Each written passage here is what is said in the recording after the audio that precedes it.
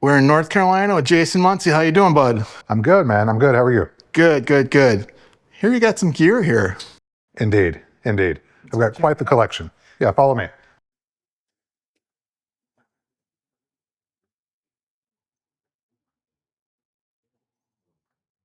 Wow. So what we've got here is almost a museum of doom metal equipment. A collection that's come together over 30 years, 35 years, some of it. Some of it came not quite a week ago. So it's a constant evolution of a revolving door of amps, guitars, pedals, shit, you name it. Anything you'd want to do to make a whole bunch of noise is what we've got. So as you sort of come on in, there's a sort of a wall of amps, wall of guitars, stuff just sort of haphazardly stacked and sitting around everywhere. Maybe one day there'll be a room big enough for all of it, but for now, this is kind of where we're at. Wow, man. This is crazy. Yeah.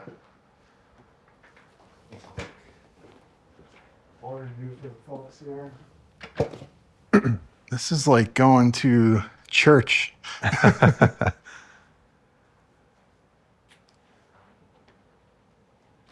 Mostly guitars. There's a single bass. That old Rickenbacker is the only bass guitar in the entire house.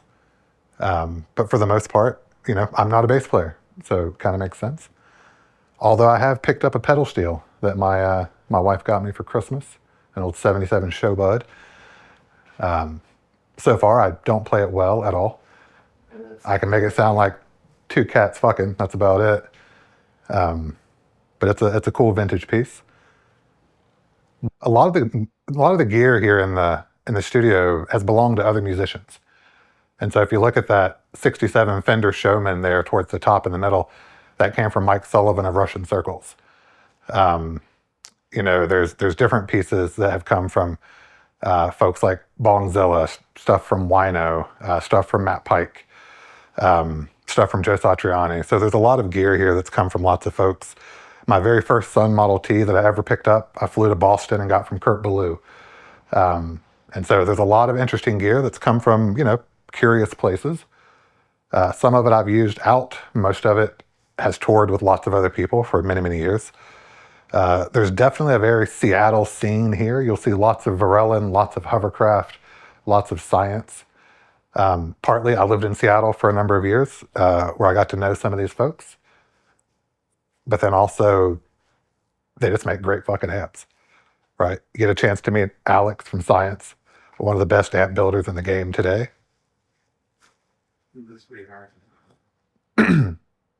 I think people ask me all the time, like, what are the best amps out there in the world? And I mean, one, that's very subjective, right? But I think for me, if you're asking me what I think about it, Dean Costello is there at the top of the list. Alex from Science is at the top of the list. Daniel from Lichtlaerm Audio is up there. Chris from Jupiter. These guys have really changed the game and what it means to build high-end, boutique, quality parts, quality engineering, sort of audiophile style equipment, which I really appreciate. Some of it's based on circuits that we all know. Some of it is just sort of brand new versions of things that have never really been made before. I think in that short list, I left out, Brooks Blackhawk is another based out of Portland. Brooks is doing a lot of really cool stuff with negative feedback, and every piece of Blackhawk gear that you touch sounds like Blackhawk gear, which I absolutely love. Same is true for like DCA, like everything Dean has put out. It's a DCA head the second that you hear it, which I really appreciate. Here's your shrine to science right here. Yeah, and for those folks who may not know, the Mother, of course, is based off of, high watts, sort of DR103s and CP103s. The Earthling is a take on a Matamp GT120. I will say, and people may disagree, I think what Alex did with the Earthling is it's a better Matamp than Matamp ever made, in my opinion. Again, some, vintage traditional folks may fight me on that, but I own both vintage Matamps and Science, and, the Science Earthling prevails.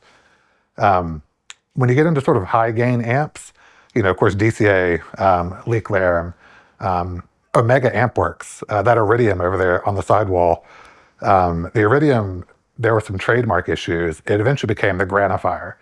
But before it was the Granifier, it was the Iridium. And it is not dissimilar from that Dover. Ultra high gain, very percussive, very compressed. It's a great, great amp. It will show every flaw in your playing, that's for sure. Some of the Matamp stuff can be very foggy and very doomy and very loose. But you get into some of the other high gain stuff and it will show every flaw in your playing, which, if you're trying to get better, be a better player, that's great.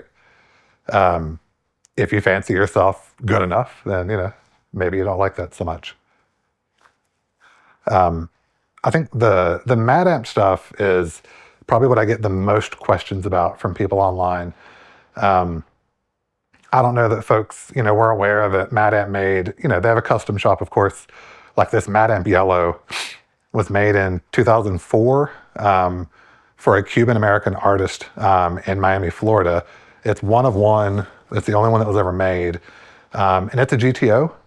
So if you think about Matamps, you have your GT120s, your GT1s, your GTOs, GT2s. This yellow is a GTO.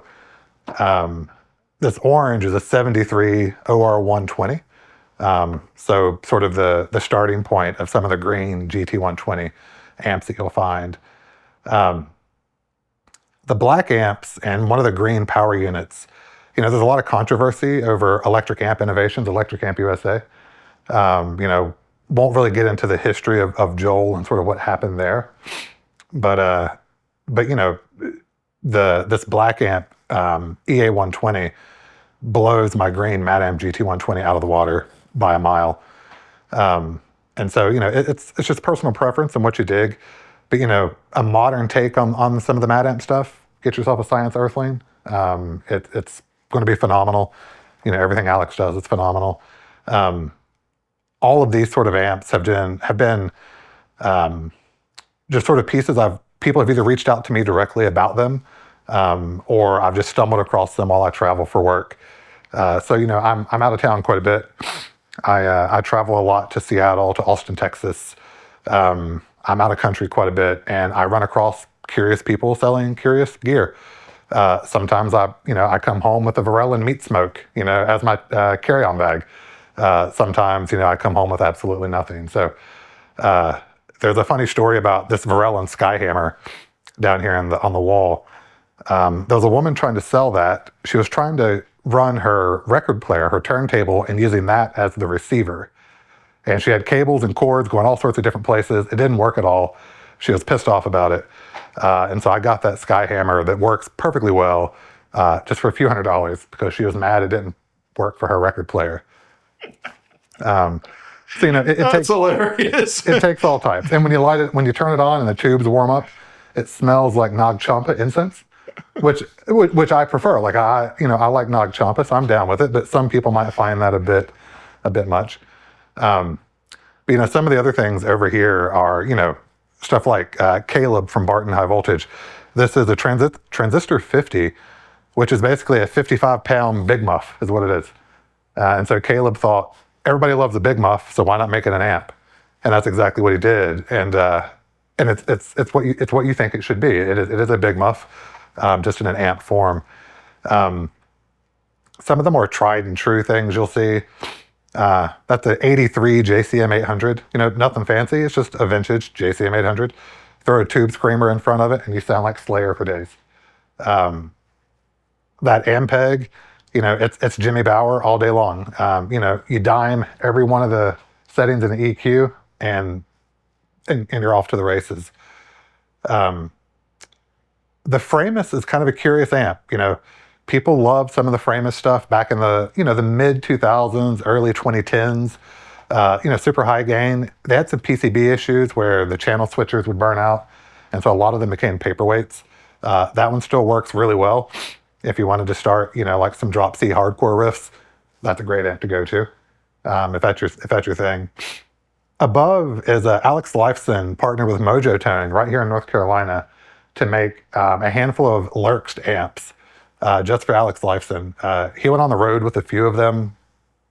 He kept, I think, 10 or 15 of them, and then the rest of them were sold off. There was only, I think, 80 or 100 made ever, and so that's one.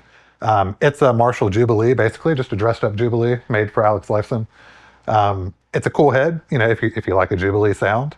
A lot of folks argue the Jubilee is, it's the crown jewel of the Marshall sort of line of amps, which I don't disagree. Some of the other things here, traditional diesel VH4, right? It's Metallica's Black Album in a box, right? Go in channel 3, crank the gain, James Hetfield all day long. But some of the other things here, this Marshall 9200 came from Milo's studio in Seattle. Rumor has it, it was used by Alice in Chains on a couple of albums. I think that story is a bunch of shit, personally. But that is the rumor. I didn't pay for the lore. I actually got that at a smoking deal. I wasn't really looking for it. It just kind of happened. Same with the VHT 2050. Those were really sought after, from the late 80s, early 90s as a rack power amp. That one actually came with a bit of damage. There's a photograph I can show you that has all the mullered KT88 tubes shook loose and shattered against each other. And so when I took the case off, there was glass everywhere, all over the rug, all over the carpet of that VHT that had all the tubes busted in transit. Some interesting sort of other amps. Some folks have probably seen this out on the road with the Obsessed. This came from Wino-inspired. It's by Andy Solar. Andy's a boutique amp builder. He calls this the Model W after Wino. It's basically a hot rodded Model T. It was used on a number of Obsessed albums. It's toured the world with Wino for many, many years, along with his Tyrant cab. It's a great sound. If you're looking for a Model T type of sound, it's a good option. Andy does build amps still to this day. It's a one-man show. It's a side hustle. But you can reach out to Andy and he might build you one. If you ask nice enough, he might do that for you. As far as amps and whatnot go in the room, that's probably a pretty good swath of what we have. I mean, the Model T, the second from the top there, is a second gen 76 Sun Model T that I got from Kurt Ballou. My wife and I flew up to Boston to get that several years back. And so a couple of other interesting pieces of gear. This Soldano Super Lead SLS 105 is one of 50 Soldano power amps ever made. So Mike Soldano made 50 of them in the late 80s. I picked this up, I was on a business trip in Los Angeles last year, and I got this from Caveman in LA. These are both vintage SP77s. The purple, or sort of pink, I guess, was the US version. The light purple is the Japanese version. If you're looking for that sort of like matte Pike, early high on fire, sort of sleek tone, grab yourself an SP77 as a preamp, run it into a green GT120, and just play Dope Smoker to your heart's content. Off to the races. Yeah. But this power amp is it was really interesting just because I don't know why Mike Soldano only made 50 of them, but that's what he did. And so, when I was in LA and I was talking to some of the cats over at Caveman, it ended up coming home in a carry-on bag with me. Works like a charm, dual channels. You can run each of these SP77s into each channel and then run both of those into this Atlas 6x12. It's fantastic. It's a very particular, it's a traditional Soldano. It gives you that sort of SLO sort of tone, if that's what you're looking for, which I mean, shit, who's not looking for that? But I thought that was an interesting piece for folks to sort of know about. A couple of the other things, Chris Jupiter from Jupiter Effects just sent this over to me maybe 2 weeks ago, maybe 3 weeks ago. We wrapped it in purple to match that 71 Marshall 8x10, which is why it's in matching sort of purple Tolex. I've got to play it a bit. It is a bit of a doom machine, although it breaks up really nicely, has great clean channel as well. Integrated boost. Chris has done exceptional work here. If you guys can get a chance, he makes a lot of pedals. Also makes the Titan 250. It is 250 watts and it weighs an absolute ton. The transformers in the back of this thing are the size of like a Honda Civic. So it is not to be, quite literally taken lightly. But I think the most recent amp I think I mentioned earlier came from Mark from Gozu. Is this Blackhawk, sort of a modded Model T that Mark shipped to me literally last week.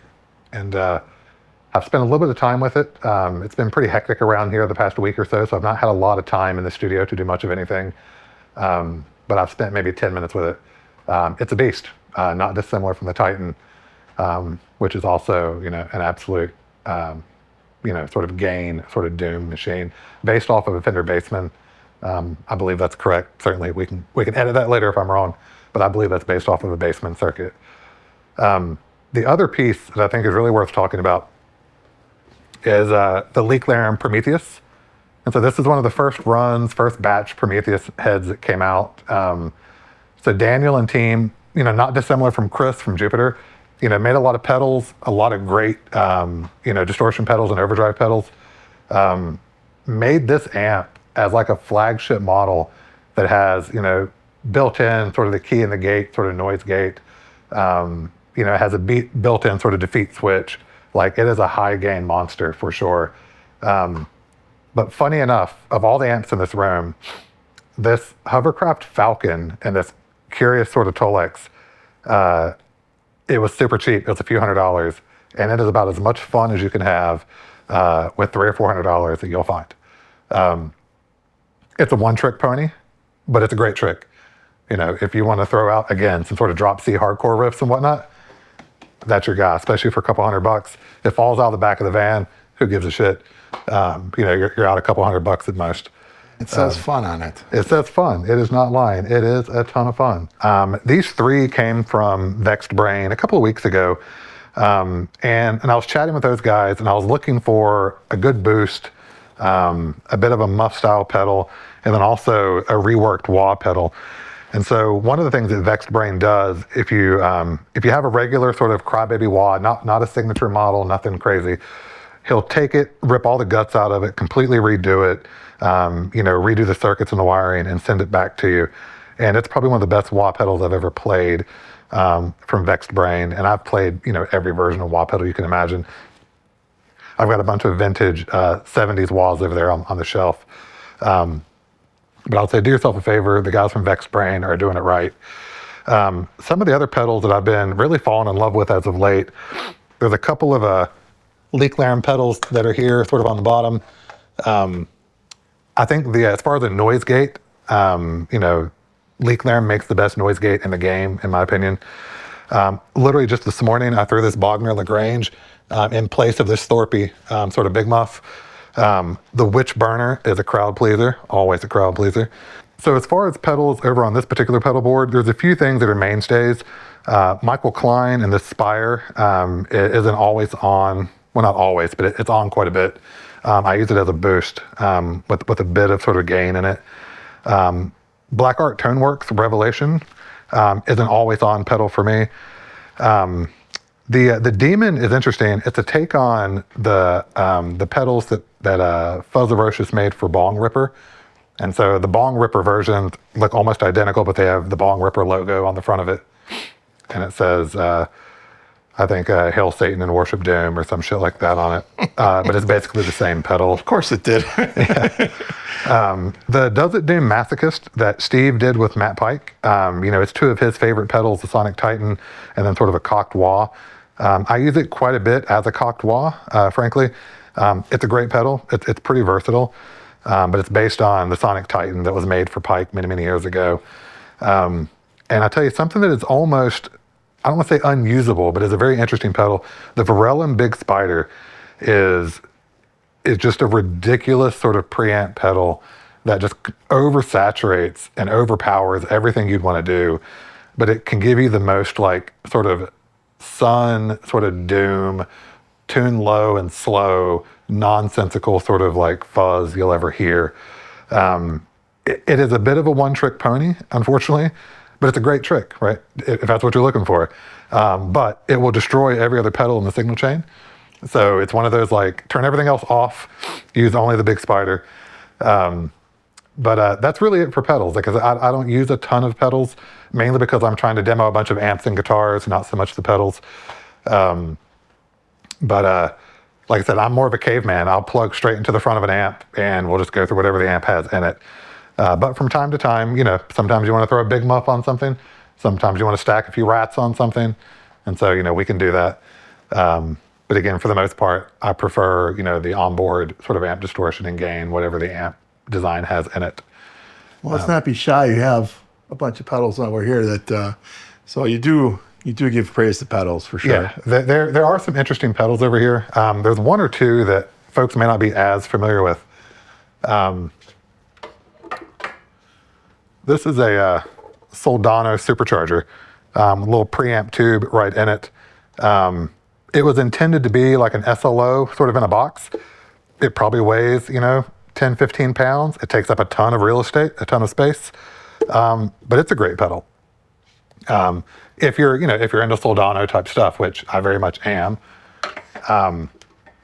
There's a couple of others, like Brooks Blackhawk made this big muff, took the LED out, put a mid boost in it, and so it's everything you love about a big muff with additional sort of mid boost. So it's a fantastic, sort of muff sound with a bit more sort of tonal control. For Magic pedals, this OR120 overdrive, fantastic. As the artwork implies, it is a dope smoker in a box in a pedal form. And then this is kind of a curious find. Hovercraft, not really known for making pedals, but this pedal, it's a kind of like a traditional sort of rat sort of style pedal. It's fantastic. If you're into that sort of tone. Otherwise, something worth noting is you'll see there here in this rack, there are 3 rat Proco Rat R2DUs, and this is 2 rats per rack space. So this is 6 rats total, because what's better than 1 rat? 6 rats. And some of this other stuff here is Mesa Barba Nirvana preamp, Jessup. This is a stereo Model T preamp, basically. An old ass Mesa, 292. So this Driftwood, came from Neil from A Day to Remember. It's a Purple Nightmare, just in a rack form. What's cool about the Driftwood, it's ultra high gain. It's got a TS9 built into the amp. And so you can throw on basically a tube screamer. It's got its own sort of controls here on the side. Super high gain, tons and tons of fun. If you're looking for, that sort of amp. I think Driftwood has done some really cool stuff, in that similar price point of like a Lichtlaerm or an Omega Ampworks. It is not an inexpensive amp by any means. But I would urge everyone to try it, especially if you love a TS9 sort of tube screamer, just because it's got a tube screamer built into it. But otherwise, some other things of note, some of these paintings here on the wall came from Matt Pike. And so Matt, he and I discussed, what sort of painting I would want in the studio. And I told him, you have free reign, right? You're the artist, you tell me. And we ended up deciding upon taking one of his songs, The Bastard Samurai. And this is a 3-part series of The Bastard Samurai, which was based on a comic book when he wrote that song back in the day. And so it's a pretty cool piece, sort of commissioned paintings, I should say. But yeah, they hang up here, sort of in the control room area, where I would say where the magic happens, but there's no fucking magic happening here. This is just me writing trash riffs and recording it through some decent-ish Universal Audio equipment and Pro Tools. So kind of where the magic happens, mostly where all the trash riffs happen, because I like to view myself as, the king of trash riffs. This came from Max Cavalera from Sepultura. So it's kind of a commission piece. And got a chance to hang out with Max and Igor a couple years ago in Charlotte when they were doing the Beneath the Remains sort of anniversary tour. But like some of these flyers are funny because like they've been around for 25 years. Like that Weed Eater flyer as an example. When I first met Dixie and Shep and the guys in Weed Eater back in like 2001, they used to crash at my apartment in Virginia Beach. And that flyer came from a show that was done, I want to say the Taj Mahal in Norfolk, Virginia.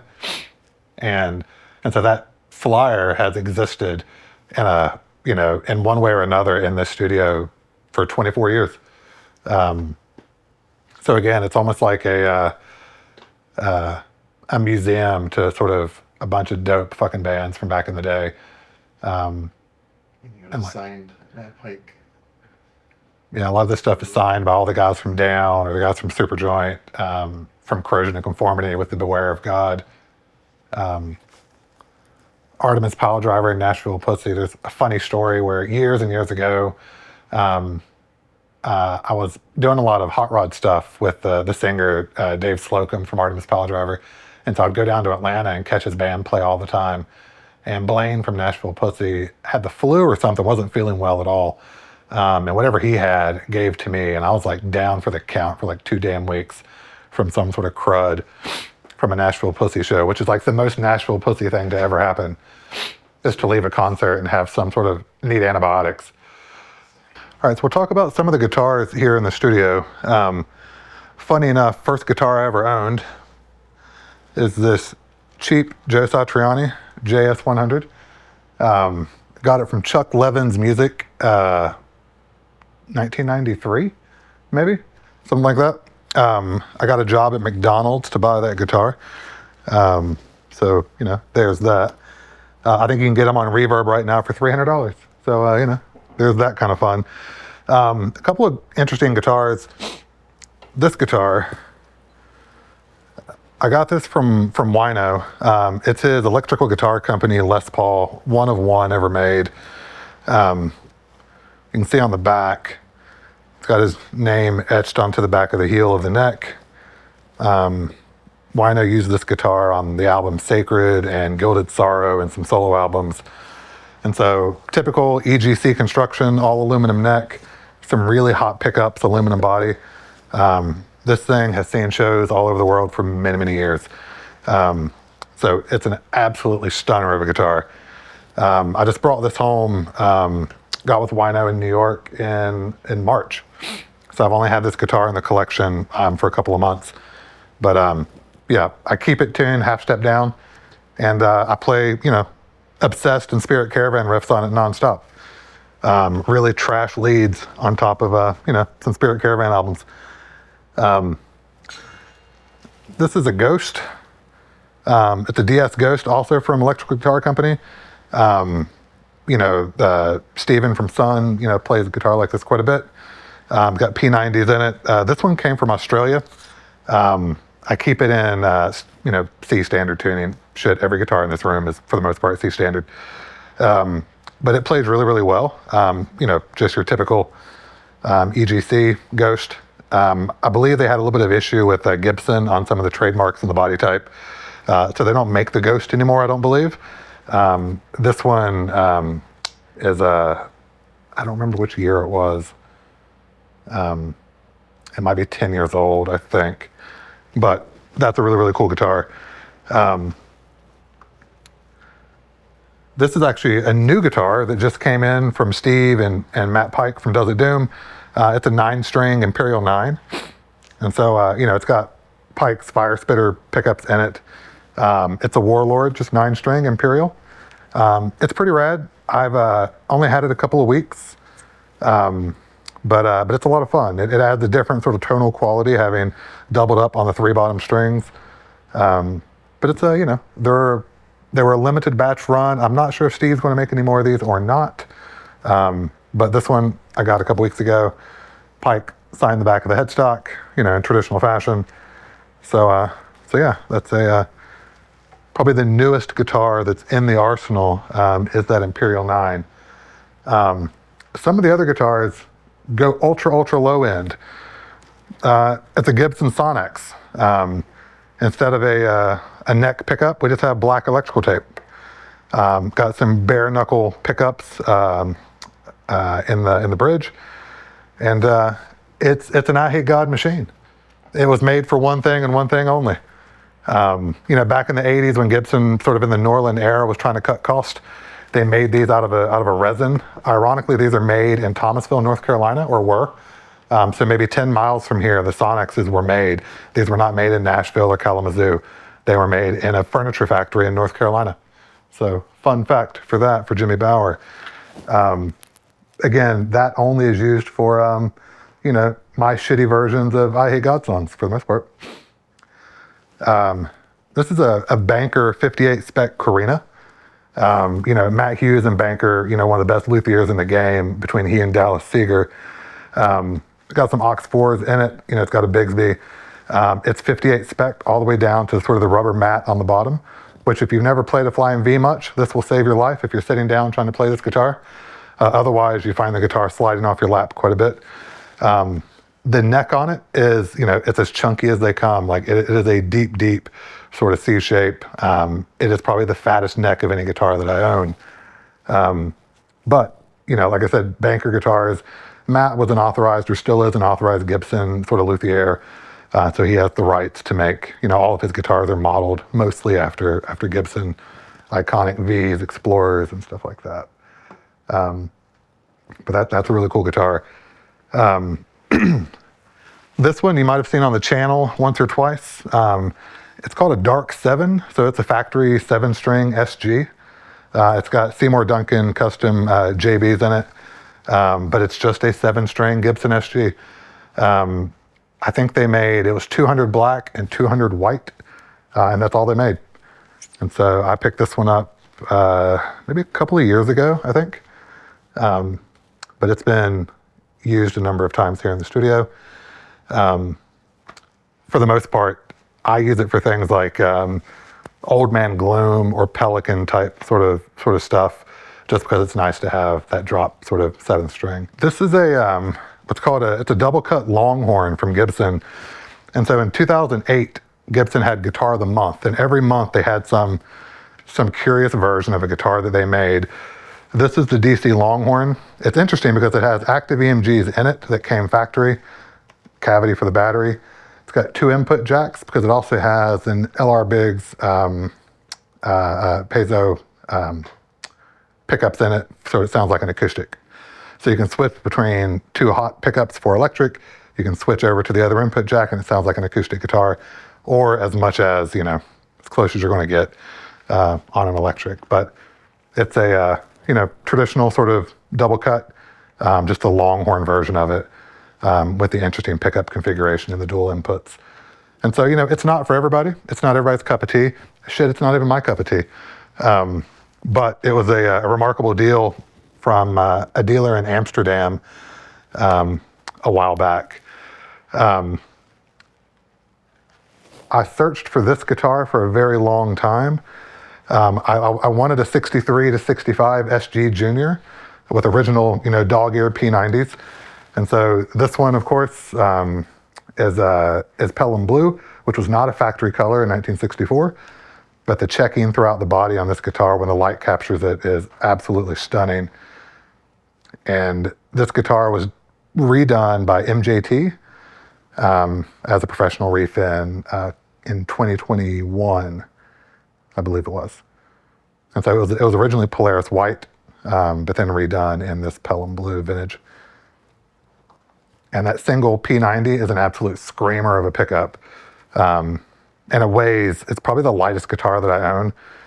It's maybe 6 pounds, maybe not even that, compared to some of the EGCs I have that are 14 pounds for acrylic body EGCs. This is another Banker. It's just a Banker Custom V. It's got the Futura headstock on it. Some people love it, some people hate it. I dig it. It wasn't a guitar that I was necessarily set out to buy, but sometimes when something comes across your path, it's been lightly aged as well in tuxedo black, or piano black, I guess as it's called. It's got the original sort of wiring where all 3 pickups are wired to their own sort of volume pot, and you can have all of them at any given point. But, you know, otherwise, you know, traditional Flying V, plays great. It's a beautiful guitar, absolute stunner. Again, you know, controversial headstock. Some people love it, some people hate it. I dig it. Adam Jones has that on his. I think so. Now, what this guitar doesn't have is that 58 spec sort of rubber piece on the bottom. And so playing this guitar sitting down is an absolute pain in the ass. Not gonna lie, no offense to Matt and the crew, or just Matt of Banker Guitars.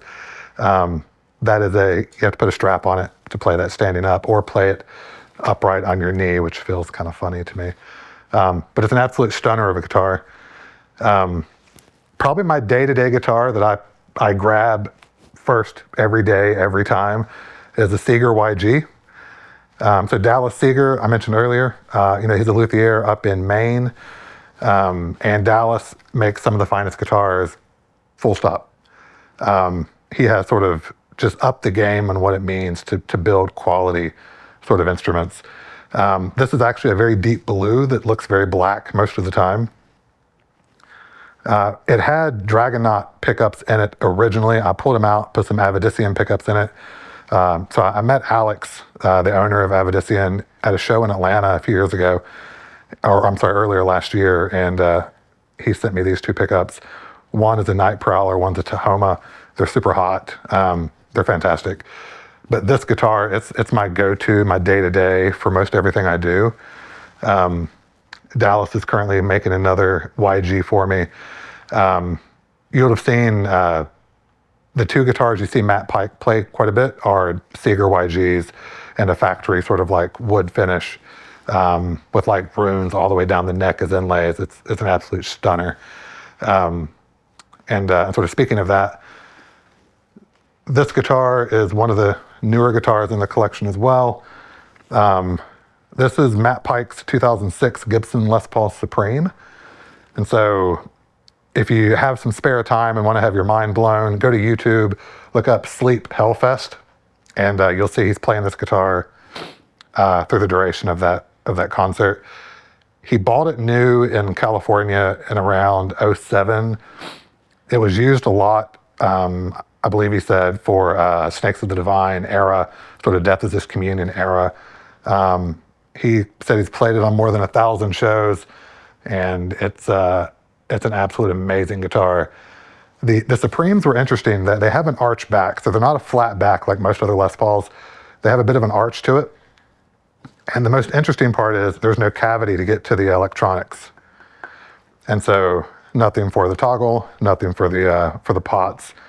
And so to wire this guitar up, everything has to come through the pickup cavities and fished around to the front. And so Matt said he's changed the pickups in this guitar many, many times. These are some custom wound pickups that are the most mid-focused sort of pickups I've ever heard in my life, that are absolutely fantastic. But to rewire a Supreme, and I've got another Desert Burst Supreme on the wall, it's an absolute pain in the ass to rewire a Supreme. One of the cool things about this guitar, other than like Pike played it, forever, he changed out some of the knobs on it, and that was deliberate, so you could feel which knob is which. So if you're playing, it's dark. Some of the Gibson speed knobs, they're all the same, and so to know which one you're at, you've got sort of a Fender style knob, the speed knobs, things like that. So super cool guitar. It's aged really well, sort of worn through the binding. It's one of those things where every time I play this guitar, you're hard pressed not to pull out like some High on Fire riffs or some Sleep riffs. It's just beckoning you to do so. This is one of the guitars that will probably never leave the studio, unless I were to ever go back to Matt Pike. Otherwise, this was my baby for a very, very long time. It's an 81 custom shop named Abigail. I've had this guitar for many decades. It's a nothing special custom shop guitar from the early 80s. It's a Norland pancake style, Les Paul. It's got some Lollers in it now. It had some EMGs in it originally. Well, not originally, but when I got it, it had EMGs in it. It's nothing special other than if the house were on fire, this is the guitar I would grab first to take with me. This guitar means the most to me of any guitar in the studio, just because of the history, how long I've owned this guitar for many decades. I will never part with this guitar. As that movie Full Metal Jacket, there are many like it, but this one is mine. And this one will probably be buried with me at some point, or cremated, or shot out into space, or some shit like that. It's a brand new 2024 Gibson custom shop. It's just been done in a custom paint job that I ordered in vintage old stock Pelham blue with aged hardware. And so it's not a common color in this sort of, with the age binding, the cream binding, and the vintage old stock Pelham blue. So it's an absolute stunner of a guitar. It's brand new, but it plays every bit like what a custom shop Gibson Les Paul should play like. It's people debate, should you leave the pick guard on? Should you take it off? I had this one ordered without one so that it removes the debate entirely. But it's a beautiful guitar. But if you put it up next to, another Pelham blue, it's a slightly different hue, slightly different color. Of course, this one's not aged or anything. It doesn't have the checking like the other one does. But it's a fantastic guitar. And so this guitar is what a buddy of mine calls Gandalf the White. I picked it up in Canada. I think it's a 2011. Yeah, it's a 2011 SD Special and 3 pickup configuration. This set of fire spitters I actually got from Pike a couple years ago. They sat in a box on my desk for a long time. And frankly, I needed a guitar to put them in. And so I found this guitar to put those pickups in it. And it is Gandalf the White. Again, it's nothing special necessarily. It's just kind of a cool guitar. It dooms as, all day long. But it's kind of a neat guitar. You don't see a lot of the sort of faded white SGs in a 3 pickup configuration, and certainly even fewer with lace fire spitters in them, and only one with the Obsessed sticker on it. These cabinets I've had with me since my very first band way back in the 90s. This particular high watt DR103, this is a 1980 model that came from Joe Satriani. And so just stock, nothing special about it other than it's branded and painted with his name on top, Joe Satriani. So kind of a cool piece of equipment. A couple of guitars here that are kind of interesting. We'll start with this Fender Strat. And so what you'll see here is it's a Stevie Ray Vaughan, sort of relic Stevie Ray Vaughan. What's interesting about it is how this guitar came about. Not that it's an SRV tribute, not that it's a relic Fender Strat, none of that shit's really important. I lived in Arizona for a number of years. There was a guy, some Fender R&D work is done out of their office in Scottsdale. And this guitar was being made to try to really replicate all the way down to the cigarette burns in the neck or in the headstock of Stevie Ray's guitar. And so this guitar was sort of born out of that prototyping R&D sort of phase. And let's see, take a look at the back as well. And it's one of 2 that was made. And just, knowing folks and, being friendly with all different types, ended up picking this up from a buddy of mine who worked there at the time many years ago. And so, how do you put a price tag on something like that? Don't really know. Would I ever sell it? I mean, shit, you never know the price is right. Everything's for sale, but it's kind of a cool piece. It's a conversation starter at the very least. This is an all original 81 Silverburst, original Tim Shaw pickups in it. This guitar, which has been well loved, you can tell by the back of the neck, spent its entire life in a jazz band in New Orleans. I'm the second owner of this guitar since 1981. And the gentleman I got it from was really concerned. If you look at the back of the neck, he played all the way through the nitro down to the bare wood, and he was a bit embarrassed as he apologized for having so much wear on this guitar. And I got it for a remarkable price. And the frets are in amazing condition despite all that wear.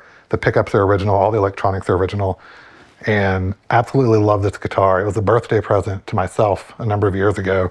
And like I said, I'm the second owner of this guitar, and I think it's very fitting. It spent its entire life in a jazz band in New Orleans, but now sits here in 80 Acre Studios. This Universe 77 sort of multicolored, what they call MKR, mustard ketchup relish, custom from Steve Vai in the early 90s.